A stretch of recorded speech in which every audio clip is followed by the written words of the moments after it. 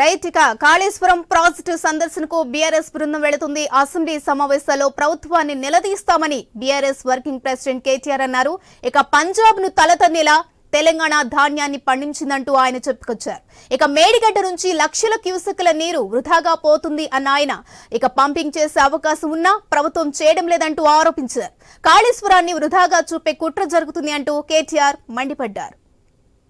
తెలంగాణలోని బీడు భూములకు మళ్లించాలనే ఒక అద్భుతమైన ఆలోచన చేసి మేడిగడ్డ నుంచి మొదలు పెడితే అన్నారం, సుందిల్లా బరాజులతో సహా ఒక 19 బరాజులు, రిజర్వాయర్లు, పంప్ హౌజులు, 100 కిలోమీటర్ల గ్రావిటీ కాలువలు, 1000 కిలోమీటర్ల పిల్ల కాలువలు, ఓవరాల్ గా చూసుకుంటే ప్రపంచంలోనే అతిపెద్దదైన multi stage lift irrigation project Kaleshwaram రూపంలో కేసీఆర్ గారు నిర్మించడం వల్ల భారతదేశంలోనే తెలంగాణ రాష్ట్రం ధాన్య భాండాగారంగా మారింది.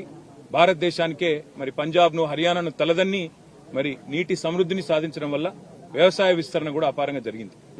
తెలంగాణలోని బీడు భూములకు మళ్లించాలనే ఒక అద్భుతమైన ఆలోచన చేసి మేడిగడ్డ నుంచి మొదలు పెడితే అన్నారం, సుందిల్లా బరాజులతో సహా ఒక 19 బరాజులు, రిజర్వాయర్లు, పంప్ హౌజులు, 100 కిలోమీటర్ల గ్రావిటీ కాలువలు, 1000 కిలోమీటర్ల పిల్ల కాలువలు, ఓవరాల్ గా చూసుకుంటే ప్రపంచంలోనే అతిపెద్దదైన multi stage lift irrigation project Kaleshwaram రూపంలో కేసీఆర్ గారు నిర్మించడం వల్ల భారతదేశంలోనే తెలంగాణ రాష్ట్రం ధాన్య భాండాగారంగా మారింది. భారతదేశానికే మరి పంజాబ్ ను, హర్యానాను తలదన్ని మరి నీటి సమృద్ధిని సాధించడం వల్ల వ్యవసాయ విస్తరణ కూడా అపారంగా జరిగింది.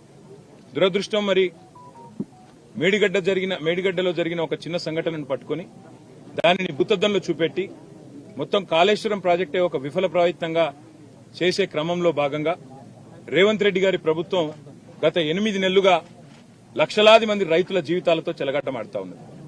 సరిగ్గా ఇదే రోజు పోయిన సంవత్సరం ఎక్కడైతే ఈ రోజు మేము నిల్చొని ఉన్నామో లోవర్ మానేర్ డ్యామ్ లో 12 పైచిల్కు టీఎంసీలు ఆనాడు, అంటే సగానికి పైగా కెపాసిటీ ఆనాడు లోవర్ మానేర్ డ్యామ్ లో ఉండేది. సరిగ్గా ఇంకో 5 రోజుల తర్వాత పంపింగ్ అనేది టైం చేయడం వల్ల ఎల్ఎండి 24 టీఎంసీలు కూడా ఆనాడు మేము నింపి రైతుల గుండెల్లో ఒక భరోసా నింపగలిగినాం.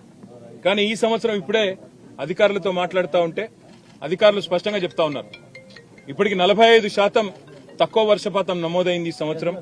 భవిష్యత్తులో సెప్టెంబర్ మాసం దాకా వర్షాలు కురిసే అవకాశం ఉన్నా దానికి గ్యారంటీ లేదు.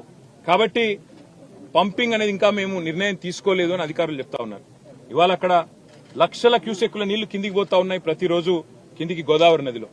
మేము అందుకే మా పార్టీ యొక్క శాసనసభ్యులు, శాసన మండలి సభ్యుల ఒక బృందం ఈ రోజు అసెంబ్లీ సమావేశాలు ఉన్నప్పటికీ అందరం బయలుదేరి ఇక్కడికి వచ్చి ఇక్కడ ఎండిపోతున్న లోవర్ మానేర్ డ్యాము, దానిపైన ఉన్న మిడ్ మానేర్ డ్యాము, ఆ పైన ఉన్న ఎస్ఆర్ఎస్పీ, అదేవిధంగా ఫ్లడ్ ఫ్లో కెనాల్ మీద ఉన్న వేలాది మోటార్లు, ఇవన్నీ కూడా మరి చూడడానికి, అదేవిధంగా ప్రభుత్వాన్ని డిమాండ్ చేయడానికి రంగనాయక సాగర్ గాని, మల్లన్న సాగర్ గాని, కొండపోచమ్మ సాగర్ గాని, అన్నపూర్ణ రిజర్వాయర్ గాని వీటన్నిటినీ నింపినట్టయితే రైతుల్లో ఒక భరోసా నింపినట్టయితది.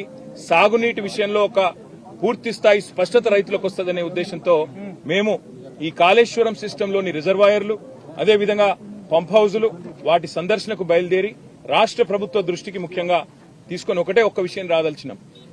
రైతులు ఆందోళన చెందుతా ఉన్నారు. మీరు రాజకీయ పరమైన కక్ష పెట్టుకుని ఇవాళ పంపింగ్ స్టార్ట్ చేయకుండా కాళేశ్వరం స్కీమ్ లో నీళ్లు ఇవ్వకుండా మళ్లీ రేపు ఒకవేళ ఈ తక్కువ వర్షపాతం నమోదైందని